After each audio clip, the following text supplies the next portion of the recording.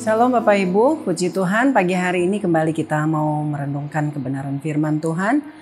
Firman Tuhan saya beri judul Mengerti Kehendak Tuhan. Kita baca dari Efesus pasal 5 ayat 17, sebab itu janganlah kamu bodoh, tetapi usahakanlah supaya kamu mengerti kehendak Tuhan. Saudara, saya cukup sering mendapat pertanyaan bagaimana kita dapat mengerti kehendak Tuhan. Nah, di zaman perjanjian lama seringkali Allah menyampaikan kehendaknya secara langsung kepada umatnya, seperti saat dia berkata kepada Abraham untuk pergi meninggalkan negerinya di Ur Kasdim ke negeri yang Allah tunjukkan kepadanya.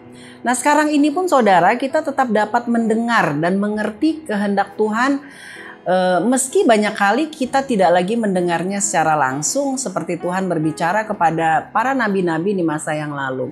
Nah, ada beberapa cara Tuhan menyatakan kehendaknya kepada kita. Yang pertama, melalui firman Tuhan. Nah, isi Alkitab adalah kehendak Tuhan secara menyeluruh.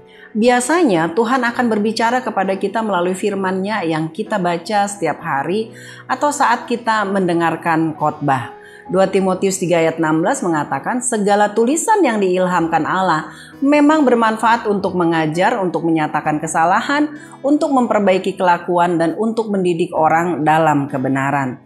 Yang kedua, melalui doa. Saat kita berdoa, kita sedang berkomunikasi dan berbicara dengan Tuhan. Ada hubungan dua arah. Dia dan kita berbicara dan kemudian Allah menyatakan kehendaknya kepada kita. Nah, yang ketiga, melalui setiap peristiwa yang kita alami.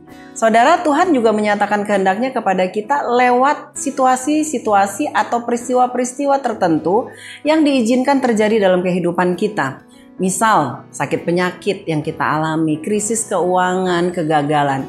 Bahkan saudara, dalam berkat dan keberhasilan yang kita peroleh, Tuhan bisa menyatakan kehendaknya kepada kita. Hanya maukah kita terbuka dengan suara Tuhan yang berbicara kepada kita lewat semua peristiwa yang kita alami? Saudaraku, sangat-sangat penting bagi kita untuk mengerti kehendak Tuhan. Karena itu, kita harus mengusahakannya dengan sungguh-sungguh. Dengan cara apa? Dengan cara kita harus belajar kebenaran firman Tuhan, membangun komunikasi dengannya setiap hari melalui doa-doa dan persekutuan kita dengannya.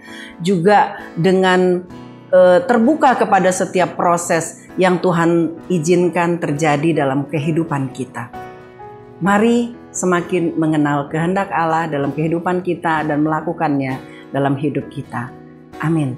Mari kita berdoa. Tuhan Yesus, pagi hari ini kami mengucap syukur untuk kebenaran firman-Mu. Kami diingatkan betapa kami sangat penting untuk mengerti kehendak Tuhan.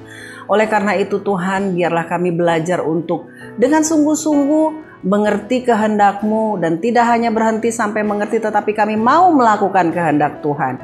Tolong kami Roh Kudus untuk kami dapat melakukan bagian kami.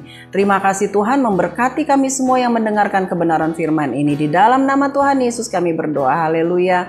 Amin. Tuhan Yesus memberkati kita semua.